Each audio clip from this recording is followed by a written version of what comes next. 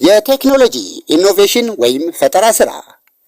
የቴክኖሎጂ ፈጠራ የተራዘመ የፈጠራ ጽንሰ ሐሳብ ነው። ፈጠራ ወይም ኢኖቬሽን በደንብ የተገለጸ ጽንሰ ሐሳብ ቢሆንም ለብዙ ሰዎች ሰፋ ያለ ትርጉም አለው እና በተለይም በአካዳሚክና በቢዝነስ ዓለም ውስጥ ብዙ ግንዛቤዎች አሉ።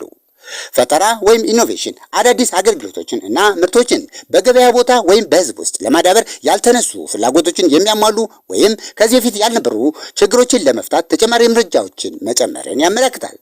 የቴክኖሎጂ ፈጠራ ግን አጠቃላይ ድርጅቱን የንግድ ሞዴል ከመሸፈን ይልቅ የምርት ወይም የአገልግሎት ቴክኖሎጂ ገጽታዎች ላይ ያተኩራል። ፈጠራ በቴክኖሎጂ ብቻ የሚመራ ሳይሆን በተለያዩ ሌሎች ምክንያቶች ማለትም የገበያ ፍላጎት፣ ማህበራዊና አካባቢያዊ ሁኔታዎች እና የሂደት ማሻሻያዎችን ሊመራ እንደሚችል ግልጽ ማድረግ አስፈላጊ ነው። ፍቺ: የቴክኖሎጂ ፈጠራ ማለት አንድ ድርጅት ወይም ከተዋቀረ ድርጅት ውጪ የሚሰሩ ሰዎች ማለት ነው የቴክኖሎጂ አስፈላጊነት እንደ ፈጠራ ምንጭ ሆኖ የገበያ ተወዳዳሪነትን ለመጨመር ወሳኝ የስኬት መንስኤ ሆኖ የሚታወቅበት ጉዞ የሚጀመርበት ሂደት ነው። የቴክኖሎጂ ፈጠራ የሚለው ቃል ከቴክኖሎጂ ፈጠራ የሚመጣ ወይም የሚመረጥ ቃል ነው። የቴክኖሎጂ ፈጠራ ለቴክኖሎጂ ሲባል በቴክኖሎጂ ላይ የመስራት ስሜትን የሚሰጥ የሚያዳብር ነገር ነው። የቴክኖሎጂ ፈጠራ በምርት ወይም በአገልግሎቶቹ ቴክኖሎጂያዊ ገጽታዎች ላይ በመስራት የንግድ ሥራ ዋጋን ለማሻሻል ያለውን የንግድ ሥራ ግምት በተሻለ ሁኔታ የሚያንጸባርቅ ነው።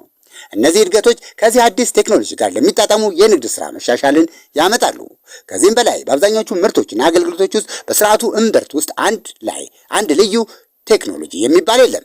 ምርቱን ወይም አገልግሎቱን ስኬታማ የሚያደርገው የተለያዩ ቴክኖሎጂዎች ጥምረት፣ ውህደትና መስተጋብር ነው። ሂደት ወይም ፕሮሰስ።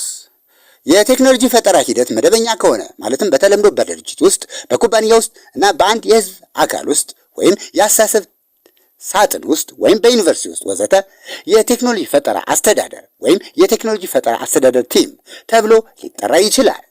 የማኔጅመንት ገጽታው የሚያመለክተው ግብአቶችን፣ ውጤቶችንና ገደቦችን የሚያመለክተው ስራ አስኪያጅ ወይም የአስተዳዳሪዎች ቡድን የቴክኖሎጂ ፈጠራ ሂደትን ከኩባንያው ስትራቴጂ ጋር በሚስማማ መንገድ የመምራት ኃላፊነት አለበት።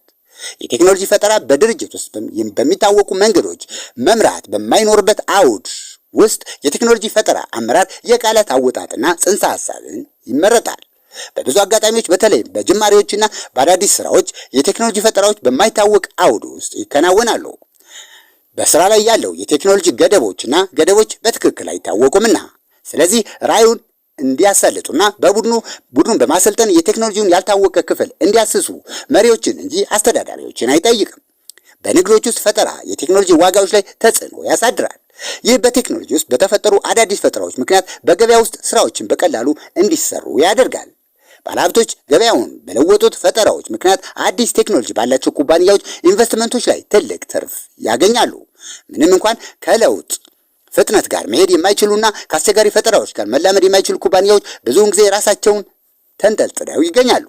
አዳዲስ ፈጠራዎች ወደ ኩባንያዎች ሲጨመሩ ይህ ደግሞ የኩባንያውን ትርፍ እንዲጨምር ስለሚያደርግ የኩባንያው የአክሲዮን ዋጋ ይጨምራል። የአክሲዮን ገበያው ኩባንያዎች በኩባንያው ውስጥ አክሲዮኖችን በመሸጥ ለኩባንያው ምርት ወይም ስራ ገንዘብ ለማሰባሰብ የሚችሉበት አይነተኛ መላ ነው። አዲስ በተሰበሰበ ገንዘብ ኩባንያዎች ገንዘቡን ወደ አዳዲስ እድገቶች ኢንቨስት ማድረግ ይችላሉ። ይህም ወደፊት የበለጠ ትርፍ የሚያስገኝ ይሆናል። ምንም እንኳን ኩባንያዎች የቴክኖሎጂ ፈጠራዎችን ብዙ ጊዜ የሚለማመዱት ቢሆንም አንዳንዶች በአዲሱ የተለመደ እና በቀድሞው አሮጌው ፋሽን መካከል ወደ ዋና ክፍተቶች የሚመራውን ላለመሆኑ ይወስናሉ።